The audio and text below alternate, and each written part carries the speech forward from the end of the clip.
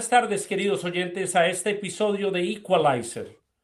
Hoy tenemos el honor de tener en nuestro episodio a la señora Elda Negis Mosquera García, conocida en su vida pasada como alias Karina, del Frente 47 de las FARC. También nos acompaña el doctor Carlos Fajardo Sánchez, abogado, investigador privado y compañero mío en muchos de los trabajos que yo hago alrededor del mundo. Buenas tardes, señora Elda. ¿Cómo está? Muy buenas tardes, señor William. Estoy muy bien, gracias al Señor y muchas gracias por esta invitación. No, gracias a usted por sacar de su tiempo. Sé que tiene una vida muy ajetreada, eh, con muchas cosas para hacer, Agitada. agitada. Cuénteme, ¿cómo era su infancia en Antioquia? Bueno, mi infancia en Antioquia, yo llegué a Antioquia a la edad de 3 años. Me dejaron con mi abuela en el corregimiento de Currulao Turbo de la zona de Urabá. Mis padres se fueron al campo a una tierra eh, que mi papá no recuerda si la invadieron o él la compró. Eh, Allí, desde que tengo uso de razón, creo que 6, 7 años aproximadamente, o desde los 5, no recuerdo exactamente, me tocó eh, vender arepas, vendía arepas en la mañana, a mediodía vendía mazamorra, por la tarde salía a vender frutas. Eh, Siempre lo hice sola, sin la compañía de mi abuela. Y en ese oficio duré hasta la edad de 12 años.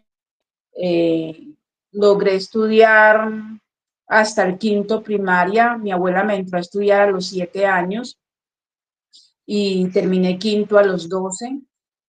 Eh, y luego mi abuela dijo que como ya era una adolescente, entonces dijo que no podía darme más estudio porque yo ya a esa edad no podía salir a la calle a vender arepas y a vender mazamorra, además porque las arepas siempre me tocaba salir a las 5 de la mañana a llevarlas a los negocios donde las compraban. Y entonces mi papá me llevó para la finca. Él decía que no había necesidad de que estudiara, porque mi abuela eh, le dijo a mi papá pues que si quería que yo siguiera estudiando, debía de apoyarla, pero mi papá no vio ese interés. Yo tenía sueños desde niña, yo soñaba con ser una confeccionista. Yo tenía una tía que era modista y me encantaba irle a ayudar a ella a, a organizar la ropa que ella hacía, y también soñaba con ser una enfermera profesional. Y no, esos sueños se truncaron porque mi padre me llevó para el campo y en el campo pues conocí ya el trabajo como tal y fuera de eso pues en esa época en la región de Urabá estaban en apogeo los movimientos de izquierda, el Partido Comunista y la Juventud Comunista, y los jóvenes desde que cumplíamos los 12 años debíamos de vincularnos a la Juventud Comunista hasta que ya tuviéramos una mayor edad para poder pasar al partido.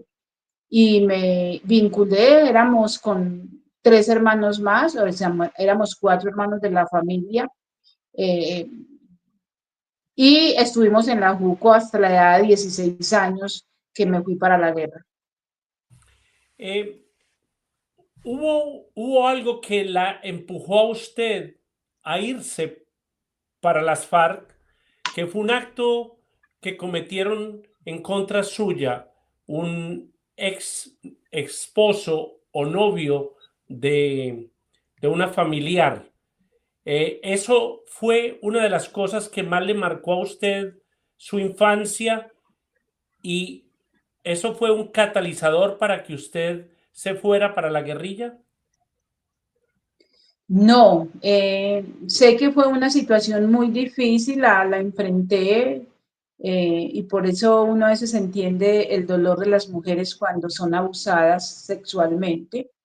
Eh, Fue una situación muy difícil para mí, pero yo cuento en el libro que el señor que abusó de mí, luego que yo le dije que así me muriera, yo le iba a contar a mis padres y él se fue hacia la guerrilla y luego me enteré de que lo habían matado y sentí como ese alivio y dije, bueno, se hizo justicia. O uno no en ese momento no sabía si era justicia o no, pero yo decía, qué bueno que lo hubiesen matado. Eh, pero a mí no me hizo ir para la guerra esa situación, sino realmente fue haber participado en la Juventud Comunista, porque cuando estábamos en esos 4 años que yo participé en la Juventud Comunista, siempre nos hablaron de todas las formas de lucha, de la combinación de las formas de lucha. Y nos decían que la lucha armada era la lucha más elevada, la lucha revolucionaria más elevada, y nos fueron pues como convenciendo y metiendo eso en la cabeza. Pero a eso ajustó en la época del año 83-84, cuando el cese al fuego, tregua y paz con Belisario Betancourt, que los guerrilleros ya se dejaron ver en la región, porque primero no los veíamos, solamente escuchábamos hablar de los muchachos del monte, ni siquiera los guerrilleros, sino los muchachos del monte, escuchábamos hablar pues a las personas adultas. Y luego en ese año se hizo el juego Tregua y Paz de Belisario Betancourt, entonces ellos se dejaron ver y allí ellos hacían festivales, ellos hacían bazares, ellos hacían reuniones y era una manera de conquistarnos a nosotros para la guerra. Yo cuento que a mí no me llevaron obligada o que me pusieron un revólver en la cabeza o que le dijeron a mi mamá que si no me iba yo, se iban a matar a los hermanos o a ellos. No, yo me fui para la guerra porque vi en la guerra o en la organización, yo ni sabía qué era la guerra, vi en la organización de las FARC una forma como de vivir. Y yo cuento en el libro, creo que de una manera jocosa, digo, cuando nos agrupaban a todos los jóvenes, nos daban muy buena comida y la comida se perdía en esos festivales, en esas reuniones, y yo comiendo calambombo de vaca o que me tocaba madrugar con mi papá al matadero a traer las orejas de la vaca, la cabeza de la vaca, las patas de la vaca. Entonces, todas esas cosas, el cebo de la vaca, que era nuestro chicharrón cuando estábamos chinos en la casa o adolescentes, y ver uno esa manera de la guerrilla vivir y en ese tiempo, eh, que no digamos que era que vivía, sino que eran los momentos como de ellos salir a la población civil y demostrar pues que había una manera diferente de vivir. Entonces yo digo que me conquistaron por la barriga, porque dejé de comer un caldo azul de popocho con calabaza de vaca por irme en ese momento, por irme a comer otras cosas a la guerrilla, además porque en esos momentos habían cosas que la guerrilla daba que yo en mi casa no las consumía. Una de las cosas que yo analizo después de leer muchas partes de su libro es que la guerrilla, para conquistar a los jóvenes, les muestra una vida muy diferente a la realidad de la guerrilla. Quiere decir, la indoctrinación, en su caso, fue por el estómago.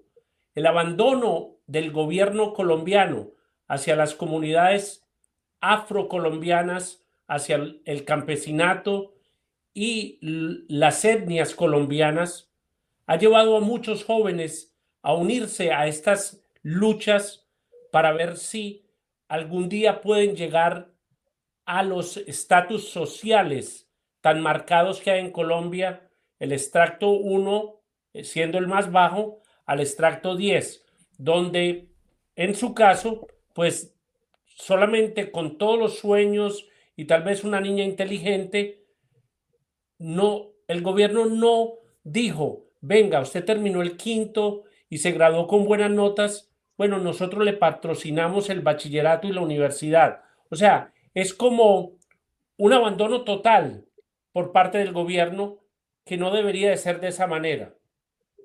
Los que tienen o los que no tienen, y eso impulsa a muchos jóvenes a la guerrilla. Bueno, le estoy escuchando recortado, pero sí le alcancé a entender. Es una justificación precisamente de los grupos al margen de la ley, el abandono por parte del Estado en, en, en todo a nivel del país y especialmente en las zonas rurales y en las zonas donde son muy alejadas. Yo, por ejemplo, vivía en una zona donde, o sea, para salir al pueblo, a mi corregimiento, tenía que andar a pie 4 y 5 horas y a veces nos echábamos más, dependiendo. Yo, por ejemplo, con mi mamá nos echábamos mucho más tiempo porque pues ya era, a pesar de adulta, tenía ciertas situaciones de salud, entonces nos echábamos más. No podíamos decir que salíamos un día al pueblito teníamos, y volvíamos a regresar. Siempre debíamos de amanecer en el pueblo. Y eso es algo que hoy en día digo, es irónico decirlo, que yo me fui para la organización, en ese tiempo estaba el abandono total del Estado en todas las regiones del país y especialmente en la zona de Urabá, pero es irónico que es en el 84 y hoy 2025 todavía eso existe a nivel de las regiones, un abandono total del Estado. Siempre que toma cualquier gobierno, siempre se van con la política, pues, y las campañas de poner mano al campo, y no solamente al campo, sino las personas más desprotegidas. Cuando usted llegó, Pero son cosas que se van en bulla. Y cuando lo otro usted, muy grave es que, ¿me están escuchando? sí, sí, sí, perdón. Sí, sí, señora. No, no le escucho a usted lo que me dice. Ah, bueno. Y otra de las cosas es que los armados utilizan ese abandono del Estado, pero así el Estado quiera hacer algo en las regiones, los grupos armados no lo permiten porque es una manera de que es el abandono del Estado, porque a veces hay presencia del Estado en, en, en algunas cosas, como en educación, en llevar algo a la sociedad, y los grupos armados al margen de la ley no permiten llegar allí la institucionalidad porque se pierde ese argumento de los grupos armados que es el abandono del Estado. Carlos, haz una pregunta tú, que tienes varias. Sí, señora Elda, buenas tardes nuevamente. ¿Cómo describe su adoctrinamiento político y militar durante la juventud y qué papel jugaron las organizaciones juveniles en su radicalización, en su empezar a meterse usted a la guerra, como llama? Bueno, yo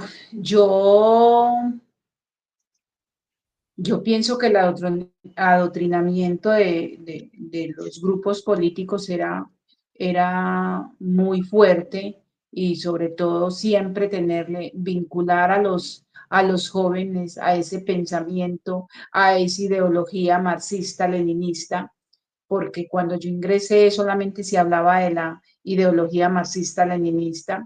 Ya después no recuerdo exactamente, creo que fue para los años 90, que ya salió eh, el seguimiento a la ideología bolivariana, pero en la época de los 80 solamente era marxista-leninista y después ya bolivariana. Y era la forma de realmente instruir, de hacer que la gente cambiara esos pensamientos, no sé, digo yo que progresistas o una mentalidad diferente, sino que tenían que sembrarse siempre en esa mentalidad revolucionaria del marxismo-leninista y luego de esa mentalidad bolivariana. Y de todas maneras, sí hubo mucho que ver los partidos políticos.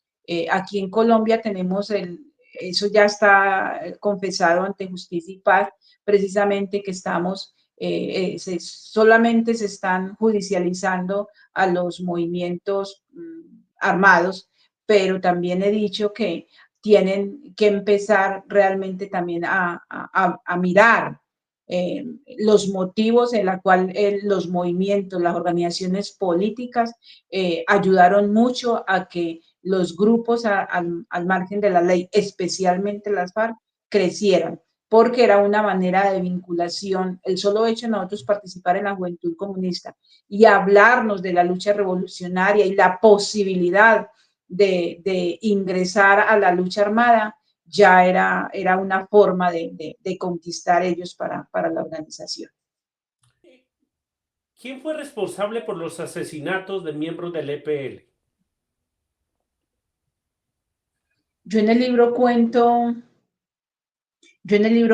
que se habla mucho del exterminio de la Unión Patriótica por parte de los grupos armados al margen de la ley, pero no se habla del exterminio del movimiento Esperanza, Paz y Libertad, que es el movimiento creado después de la desmovilización en el año 91 del EPL.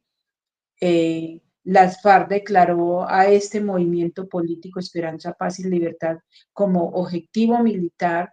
Luego entonces el EPL, hasta donde tuve el conocimiento, el EPL el movimiento Esperanza, Paz y Libertad, debido a esa persecución por parte de las FARC, algunos volvieron y se rearmaron y conformaron los comandos populares. Y de hecho hubieron muchísimas masacres en la zona de Urabá por parte de la organización de las FARC. Del 2007 al 2008 hubieron bajas grandes. Empezamos con el 2002. Estuvo la muerte de Raúl Reyes en el 2008 y estuvo Iván Ríos en el 2008, Mono Jojoy en el 2010, Alfonso Cano, que decían que estaba muerto y después resultó vivo, porque pasa eso mucho. Martín Caballero, 2007, Efraín Guzmán, 2002, Nudo alias James, 2010, alias Libardo, 2025, en Yarumal, y decenas de mandos medios entre el 2008 y el 2025. Estas bajas, ¿cómo afectaban la moral de los grupos en las selvas colombianas? Bueno, en la organización de las FARC siempre hubieron muertes, tanto de combatientes como mandos medios y de algunos mandos superiores.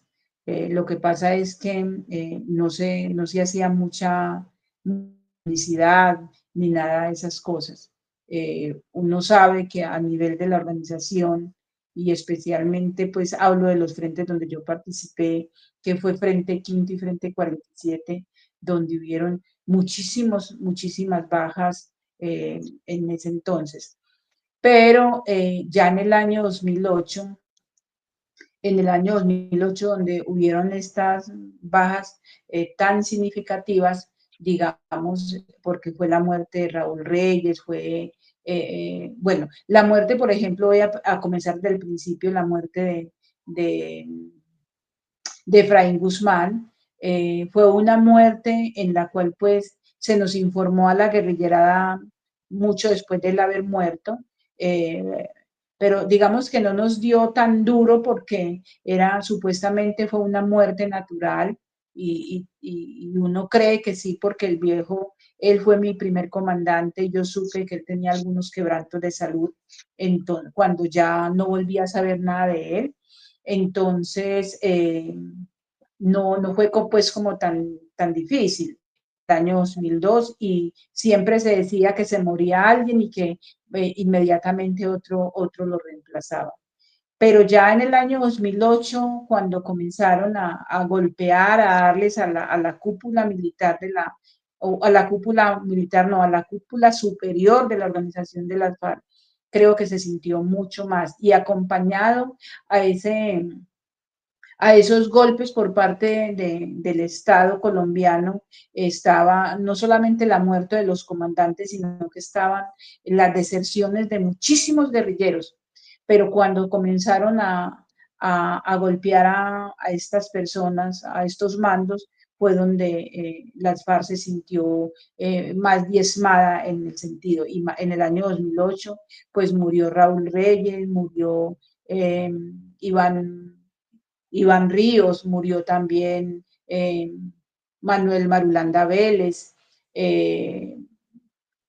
antes había muerto Adán Izquierdo, entonces sí fueron muertes muy significativas que se dieron a la organización y eso sí conllevó a que las FARC de pronto pusiera más como la atención en qué realmente iban a hacer y las directivas. Yo, por ejemplo, digo que el tema de la negociación ya en La Habana fue resultado precisamente de las FARC estar, o sea, los directivos de la organización pensar en que se estaban quedando solos, porque si seguían así, los combatientes iban a seguir desertando y la fuerza pública iba a seguir matando a más comandantes. Ya Hubo los una, otros comandantes, el Mono Bojoy o Alfonso Cano, no tengo conocimiento realmente cómo se sintió la tropa, porque yo cuando eso ya me había desmovilizado. hubo una época donde las FARC cometió demasiados secuestros de políticos, de dirigentes sociales, de militares, de policías, y los retuvieron por muchos años. ¿Por qué retener a otro ciudadano por tantos años por cumplir su labor? ¿Qué querían obtener de eso fuera de los cambios que se hizo o los canjes que hicieron con el gobierno?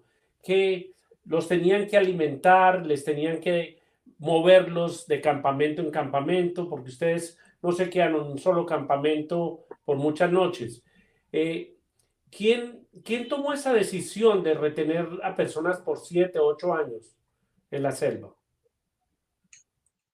Esa fue una política a nivel de la organización ordenada y orientada por la máxima jefatura, el Estado Mayor Central y su secretariado de, de retener a estas personas. Se empezó reteniendo personas por el sentido económico, y luego reteniendo a las personas como, ¿cómo se llama? Prisioneros de guerra y por último, también la retención, el secuestro de personas que tenían que ver parte política con un propósito que se tenía dentro de la organización era canjear y que canjear estas personas que estaban secuestradas o retenidas. Yo hablo de las dos cosas porque lo que pasa es que dentro de la organización se hablaba que eran retenciones, pero yo hoy en día hago parte ya, digamos, que a la sociedad y a la constitucionalidad en Colombia y sé que la palabra no es retención, sino secuestro. Entonces, por eso hablo en algunos momentos de las dos cosas, tanto retención como secuestro. Retención, el vocabulario de la organización de las FARC y secuestro, ya la definición que hay en la Constitución y el Código Penal de Colombia. Entonces la idea era retener o secuestrar a estas personas para poder hacer el canje por la cantidad de guerrilleros que habían dentro de las cárceles, porque de verdad habían muchísimos guerrilleros en las cárceles.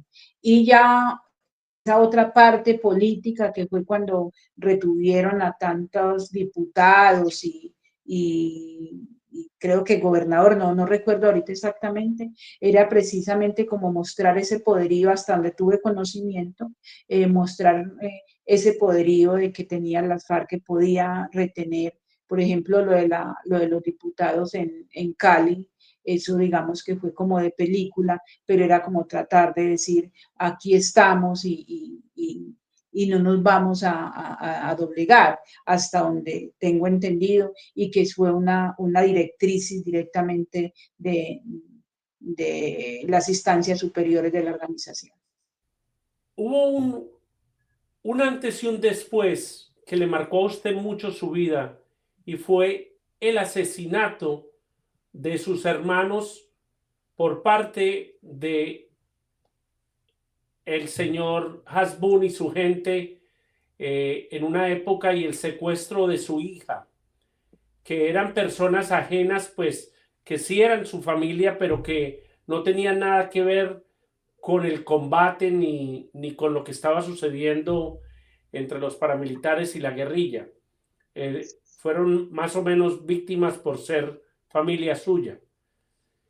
¿Qué sucedió con eso y cómo ha podido usted llegar a una reconciliación con el señor Hasbun? Sé que ahora ustedes son muy buenos amigos y pudieron enmendar las brechas de la guerra y reconciliarse los dos. El tema de la guerra no solamente lo hace sufrir a uno, sino también a sus seres queridos, y sea cualquier grupo armado, y ya sea legal o ilegal, porque a veces los militares son legalmente constituidos y pueden ir a la guerra, pero sus familias también sufren, y a veces también sufren esa persecución. Los grupos armados al margen de la ley también sufrimos esa persecución por parte de incluso del mismo Estado. Yo cuento en el libro también que no solamente al principio Raúl, sino que después Raúl fue en el año 97, el Estado fue en el año 2005, persecución a mi hija. Pero en el año 97 fue el asesinato de mis dos hermanos. En ese mismo año fue la retención de mi hija, que estuvo retenida por las autodefensas 2 semanas. Luego a las 2 semanas el comandante encargado de esa misión la dejó ir porque le había cogido amor a mi hija. Pero es precisamente todo lo que genera la violencia, es precisamente todo lo que genera este conflicto armado que no tiene razón de ser. Yo después de que me vine allá y que tuve la posibilidad de estar en la cárcel 11 años, donde pude reflexionar tanto y donde yo misma me pude hacer las preguntas, cantidades de preguntas, siempre he manifestado que es un conflicto armado que no tiene razón de ser, porque lo que yo decía al principio, los problemas sociales no se resuelven por medio de la guerra, por medio de la fuerza. Los problemas sociales se resuelven por medio del diálogo, por medio de consensos, utilizando una democracia plena. Al principio fue mucho odio que tuve contra, en ese tiempo lo conocía como Pedro Bonito, era el comandante del bloque bananero de las autodefensas en Urabá, y el odio y la venganza contra él era tenaz, y no solamente contra él, sino contra los grupos de autodefensa en la zona de Urabá. fueron años realmente de mucha perturbación emocional, porque lo que quería era la venganza, siempre buscaba el desquite, el rencor estaba en mi mente constante y no me permitió, solamente después de que me desmovilicé, fue que me permitió ver que habían, por ese odio y esa venganza que yo tenía contra Pedro Bonito, eso conllevó de pronto a causarle daño a otras personas que no tenían nada que ver con lo que Raúl había ordenado, o sea, Pedro Bonito había ordenado.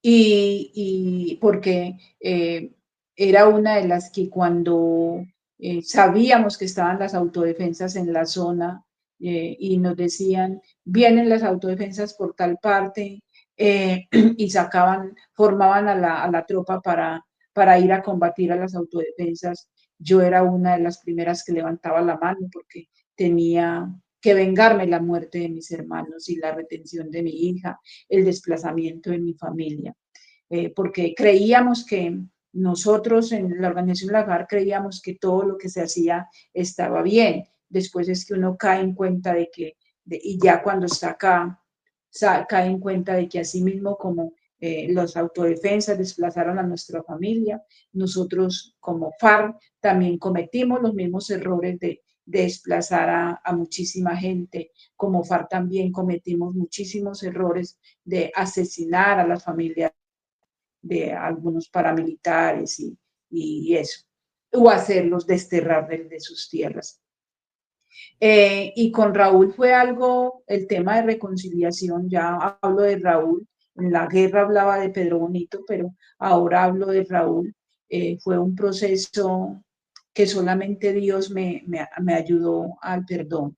Cuando yo conocí de Dios 8 días después de mi desmovilización, en la guerra no nos permiten o no nos permitían mencionar siquiera la palabra Dios, porque siempre se cree es en lo material, no en lo ideal, no en lo que no se ve, sino en lo que se ve.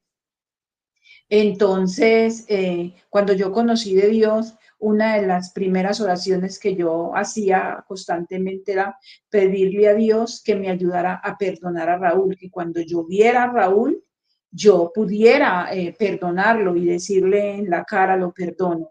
Eh, y Dios trabajó eso en mí, y sobre todo porque sé que Dios me enseñó no a odiar, sino a perdonar. Dios me enseñó no a la venganza, Dios me enseñó al amor, Dios me enseñó a la compasión.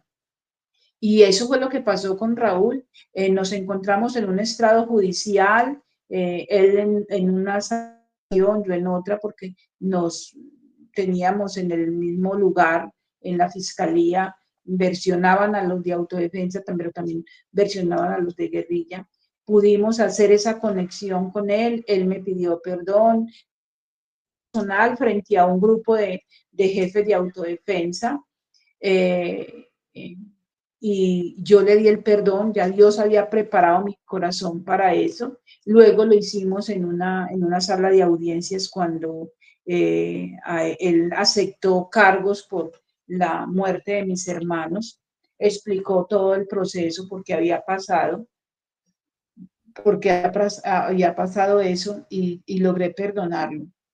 Cuando uno logra perdonar a las personas, uno no, digamos, no está liberando a la persona a la que uno odia, se está liberando es uno mismo. Señora Elda, ahí es donde yo vengo. Usted luchó desde los 16 años hasta que se desmovilizó y está como entró, sin 5. Pero usted tiene Sí. a las cabezas de las FARC multimillonarios por el tráfico de oro, el tráfico de droga, el tráfico de influencias, el tráfico de armas. Y pare de contar más toda la plata que se han robado en los secuestros, en las tomas a pueblos, en las tomas a bancos, en todo lo que han hecho. ¿dónde está ese dinero? Es lo que yo digo. ¿Dónde está el dinero? ¿Por qué el gobierno omite y se hace el de la vista gorda, donde ese dinero no le pertenece a esos hombres y mujeres que se están desmovilizando? O sea, tienen que haber unas consecuencias y Colombia no tiene esas reglas bien escritas. En Colombia usted comete un crimen y hay vencimiento de términos después de 125 días y usted mató 10 y amañan el proceso, lo mandan de una fiscalía a otra y el criminal sale y le tienen es que pagar e indemnizarlo. En Colombia pasan las cosas más extrañas. ¿Pero por qué? Y yo se lo digo. El narcotráfico y los crímenes no pueden existir sin la bendición de alguien en el gobierno. Los entrenamientos que ustedes recibían los tuvieron que haber recibido por ex soldados, ex militares que aprendieron esas técnicas en el ejército colombiano o en otros ejércitos del mundo. Porque no me vaya a decir que ellos aprendieron a pelear y a combatir solos. Entonces, hay parte del Estado que coopera y cooperó para que estos ejércitos se formaran, se entrenaran, se capacitaran, pudieran usar las armas, pudieran aprender a hacer los cilindros, pudieran usar explosivos y a tener las técnicas de guerrilla bien conformadas. Porque en ese tiempo no existía el Internet. No es como, yo no creo que ellos se sentaban a leer manuales militares. Tenía que haber gente que entrenó a esa gente y que continúa a entrenarlos. Hace poco yo hice un artículo referente a soldados de las fuerzas especiales de muchos países que los están captando los carteles de las diferentes regiones del mundo para ir a entrenar a manejar drones y los mandan hasta la guerra de Ucrania, a 3 escuelas que hay allá, y después regresan como entrenadores y como partícipes del crimen organizado. Entonces, en su tiempo de entrenamiento, ¿la gente que la entrenó eran solamente simples guerrilleros o tenían una formación militar colombiana? En las FARC en la FARC existía una cartilla militar de entrenamiento que no sé si fue hecha directamente por guerrilleros o tuvo que haber participación de los militares. A mí, yo tuve, cuando estuvimos en entrenamientos militares, yo cuento en el libro, por ejemplo, que cuando estuve en la Uribe Mete, hubieron unas personas extranjeras donde nos enseñaron muchas cosas y sobre todo el tema de guerra de guerrillas, eso lo cuento en el libro.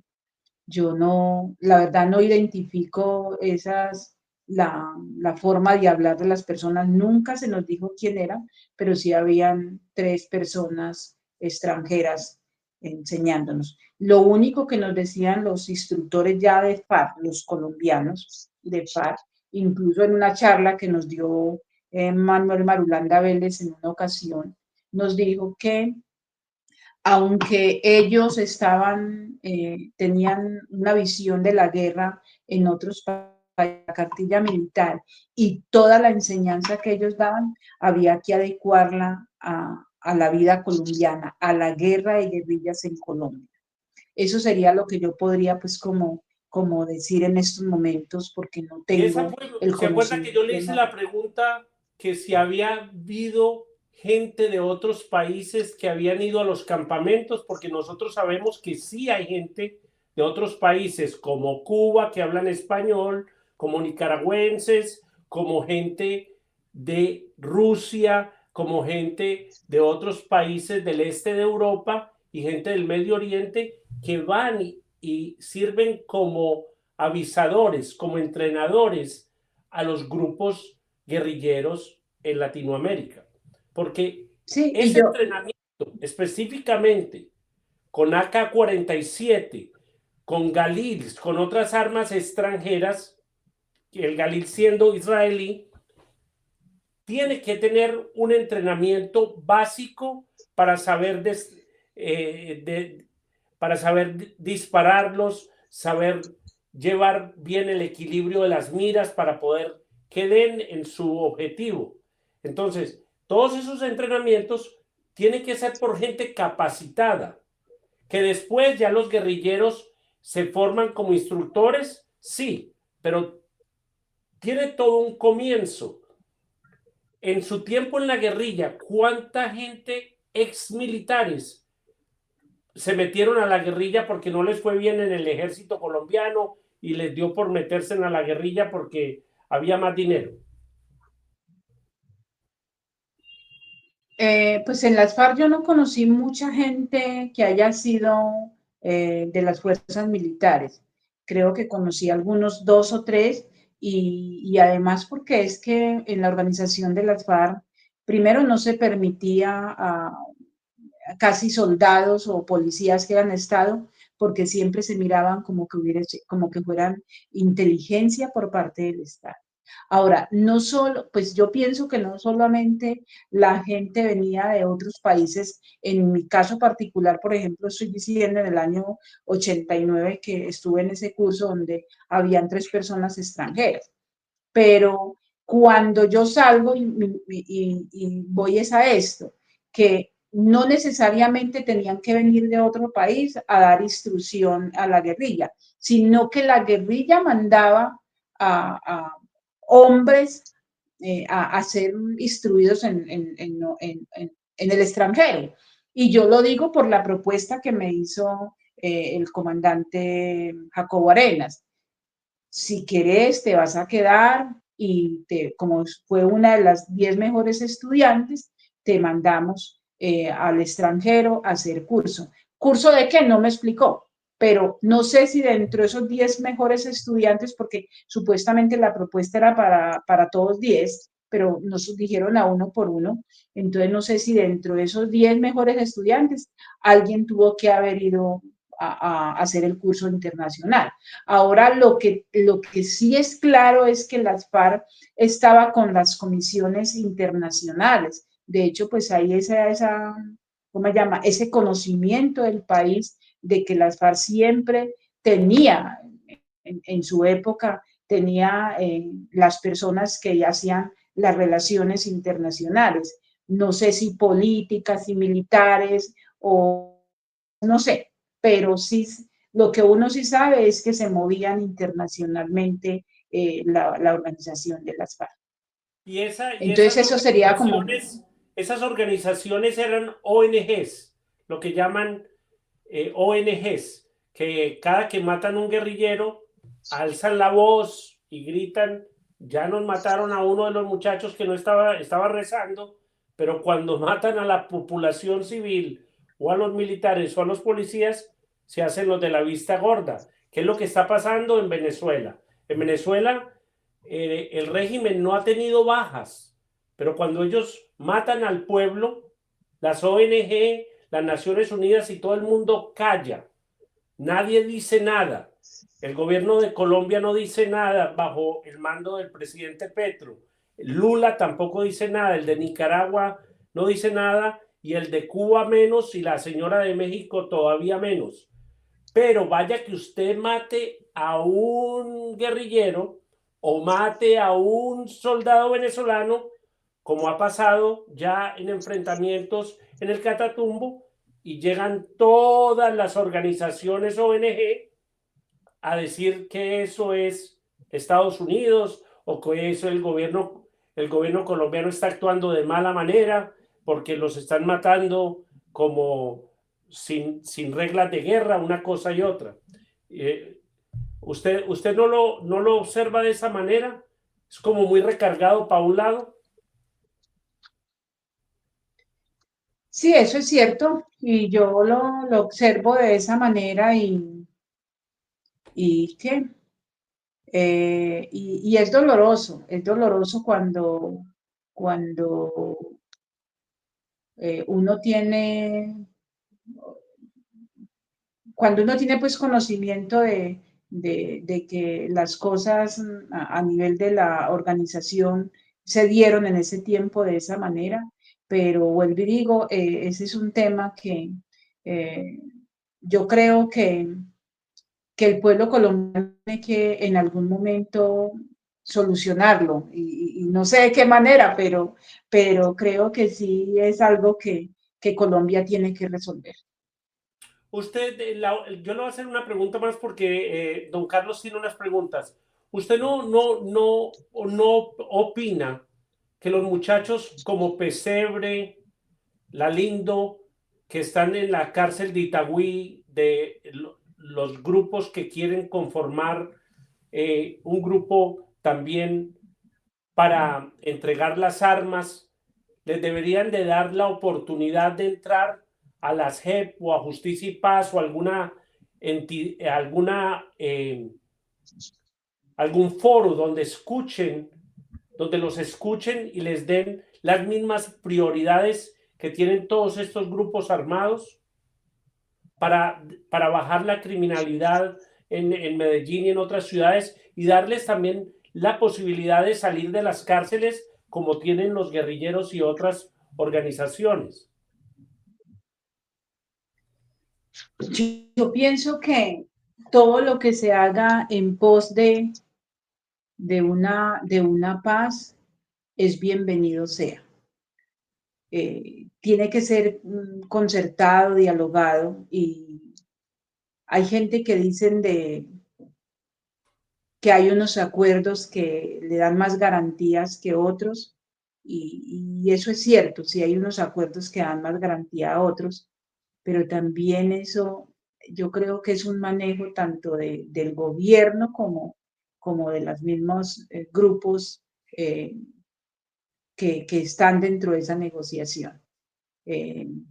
Yo comparto, por ejemplo, con lo de gestoría de paz, porque yo tuve la experiencia de hacer eso, de ser gestora de paz y sé que pude ayudar a salvar a muchas vidas, de eso estoy completamente segura.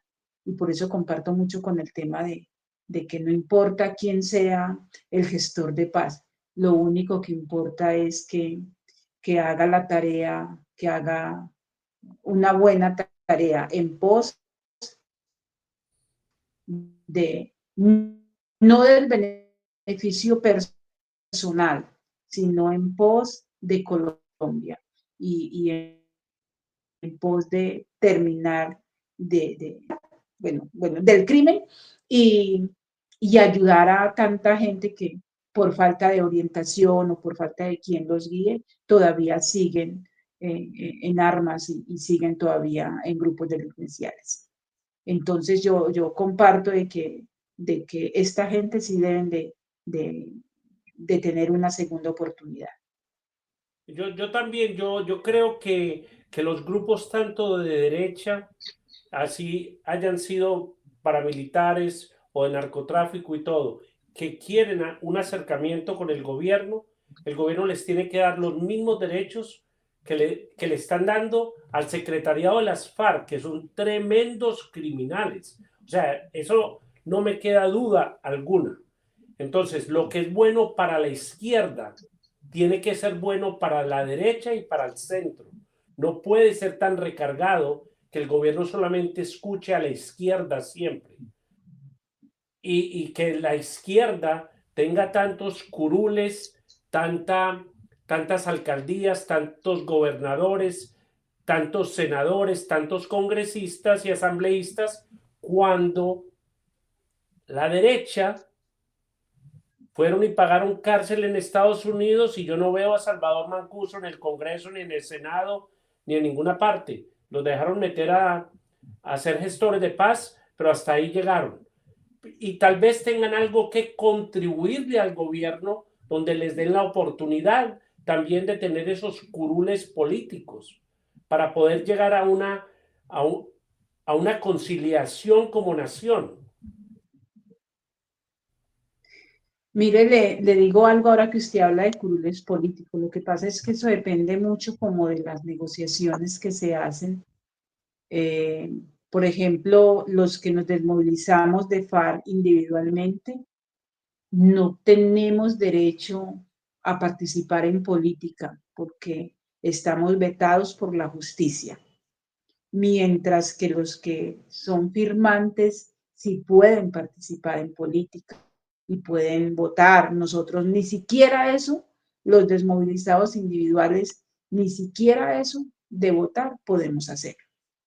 Entonces yo Entonces creo que sí, ahí es donde yo tengo el problema con esa doble moral tan mala que tiene Colombia.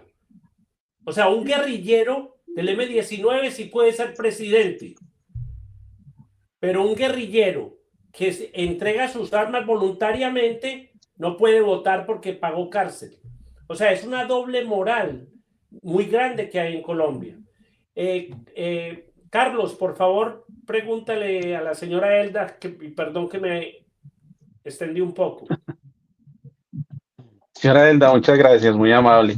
Señora Elda, ¿qué opina de sus compañeros que ahorita están en el Senado, que firmaron su acuerdo de paz y que tal vez cuando firmaron el acuerdo de La Habana no estaban pensando en que se les iba a acusar por violaciones de menores, por reclutamiento de menores, por abortos de menores?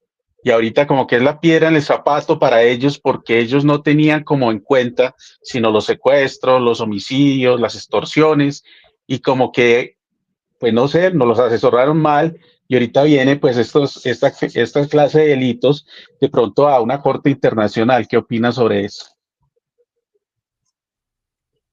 pues yo lo que único que digo es que ellos deben de asumir esa responsabilidad, así como yo la he asumido, yo que soy o que fui una, solamente una comandante medio, lo llamo yo, encargada de un frente y estoy asumiendo esa responsabilidad, eh, respondiendo incluso todavía ante la justicia.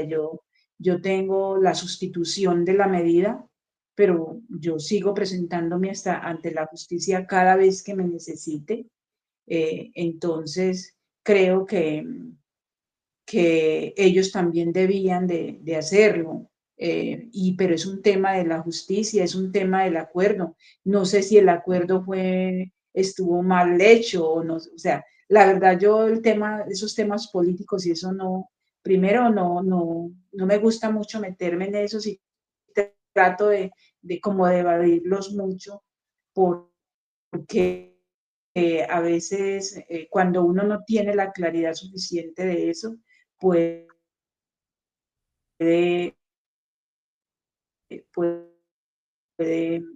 pero eh, Colombia tiene que tocarse por eso. Además, he dicho, incluso también se los he manifestado a algunos compañeros míos firmantes, le he dicho, cuando no hay la participación dentro de la justicia, no estoy diciendo que los guerrilleros rasos y los mandos medios tengan que ir a una cárcel o que ellos tengan que ir a una cárcel, es un acuerdo que se hace.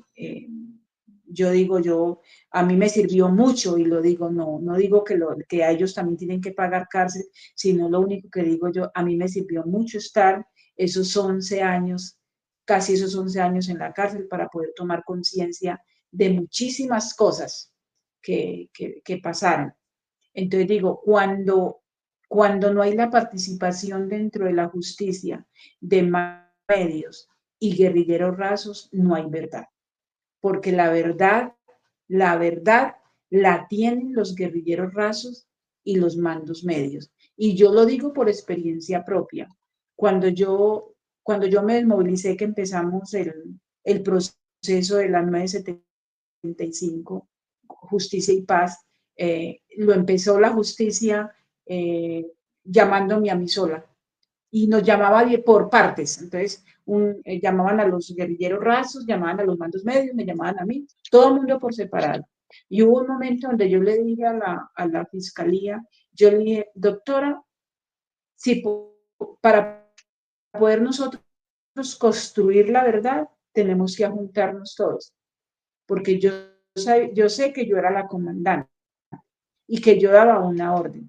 Pero luego yo no sé si lo mejor que la fiscalía pudo hacer cuando ya se otorgó, o sea, se autorizó que todos juntos diéramos esa versión, contáramos los hechos, porque allí fue donde se comenzó a formar, donde se fue dando ese eslabón que le faltaba como a esa verdad, porque habían hechos en los que yo decía, no, es que yo no tengo conocimiento. Entonces, luego decía yo, no, es que eso no se pudo haber dado en la organización de las FARC, porque es que esa no era la orden. Pero luego resultaba por allá un guerrillero medio, un mando medio, un guerrillero raso, y llega y dice, sí, eso sí se hizo porque Julano de tal ordenó, o el comandante que yo iba, él dijo que hiciéramos eso. O sea, ahí es donde uno dice, si no está en los mandos medios y los guerrilleros rasos frente a un proceso, no hay verdad completa. Solamente asumir, y yo he asumido muchos hechos por responsabilidad de mando, pero son hechos que los guerrilleros aclaran cómo se hizo, pero como yo no di la orden, yo sencillamente asumo por línea de mando. Pero yo no sé ahorita cómo será el manejo en la G. Yo no puedo decir porque yo no he estado en la G. De hecho, no quise irme para la G, hubo la propuesta de que me fuera, pero no me fui para la G por dos cosas. Primero, por respeto a las víctimas, porque mi proceso iba muy avanzado y yo ya iba para un fallo y por respeto a las víctimas no me fui para la G. Y segundo, porque yo no podía ir a donde mis compañeros no me quieren ver.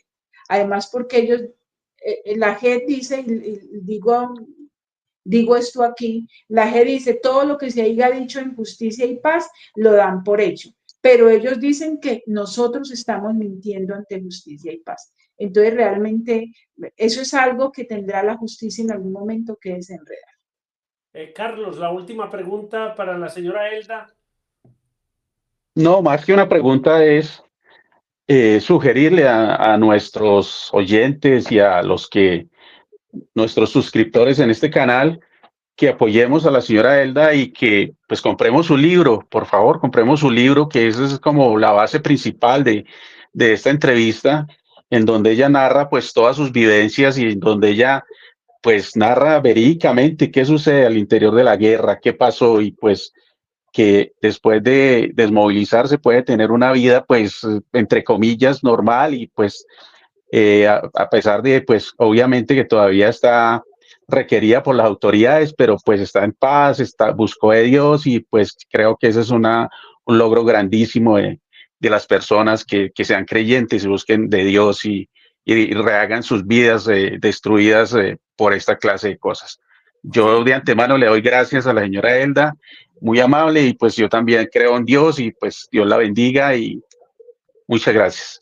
Siga, William. Yo también, señora Elda, de corazón, en verdad, Amén, la miro a Carlos. usted y espero que Colombia tome esa reflexión como usted ha asumido su responsabilidad y admiro lo que usted ha hecho. Agradezco mucho que haya plasmado junto al señor Gustavo Duncan en esa obra de amor, de reconciliamiento y de verdad, en un libro que creo que merece la pena que esté en todos los hogares colombianos y ojalá que lo pueda sacar en otros idiomas, en inglés, para que la gente vea que sí puede haber un cambio verdadero en las personas y que el gran ejemplo es la superación que usted ha hecho después de salir.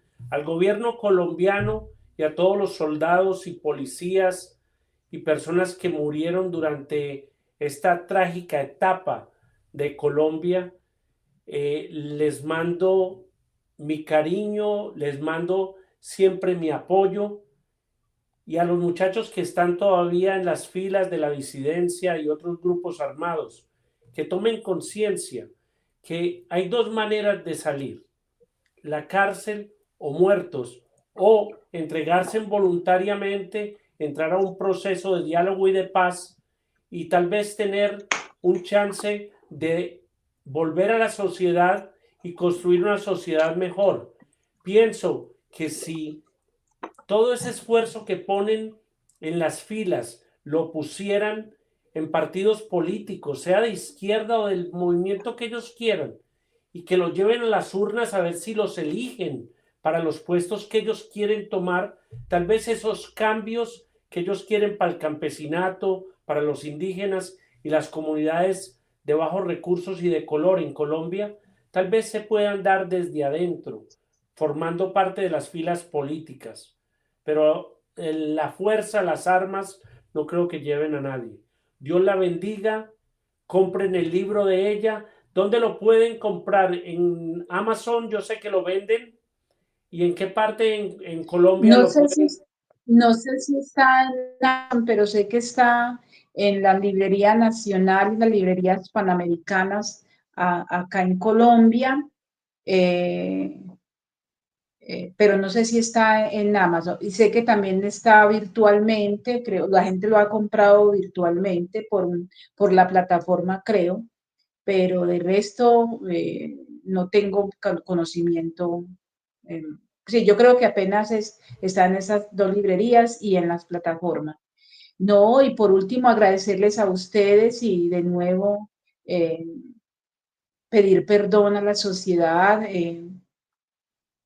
Creo no, estoy convencida que Dios ha ayudado mucho a transformar mi vida, a tener la actitud que tengo y sobre todo pensar en que hay un futuro, eh, hay un futuro mucho mejor para aquellas personas que dejen las armas cuando uno se propone a eso. Yo tengo mi vida, soy una persona que yo a veces cuando analizo la situación le digo, mis manos que las utilizaba para destruir y para disparar un arma, hoy en día las utilizo para construir y para hacer ropa, porque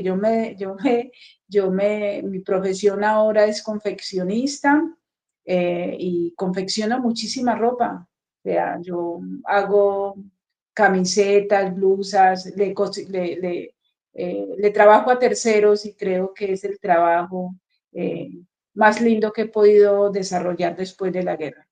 Y que hay tiempos para todo, que hay tiempo para construir, hay tiempo de destruir y tiempo de construir. Hay tiempos para la guerra, dice la palabra de Dios, pero hay tiempo también para la paz. Y que con esa misma valentía que yo hice la guerra, es con esa misma valentía que vengo a hacer la paz y que estoy arrepentida de corazón y por eso mi gratitud hacia las víctimas y sobre todo admirar esa resiliencia que ellos han tenido porque me he estado con esa empatía hacia ellos y tengo eh, una manera más de entenderlos, de saber cómo fue lo que ellos sufrieron en el conflicto.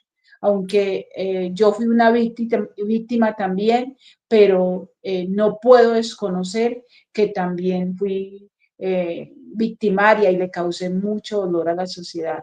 Y por último, de nuevo, perdón, perdón. Muchas gracias, señora Elda, y que mi Dios me la bendiga. Y que compren mi libro para que puedan conocer mi verdadera historia. La historia no fue la que desplegaron los medios de comunicación al principio, sino que mi verdadera historia está en el libro. De pronto habrán, ¿cómo se llama? Cosas muy crudas, pero es la realidad de la guerra. Y que no estoy ocultando nada, esa es mi verdad. Muchas gracias. Muchas Gracias, gracias a queridos ustedes oyentes. y muchas gracias a los oyentes por tomarse el tiempo de escucharnos. Gracias, Carlos. Me llamas. Dios Estamos me en los contacto, bendiga. señora Elda. Dios lo bendiga. Dios me los bendiga. Gracias. Bueno, ok. Chao.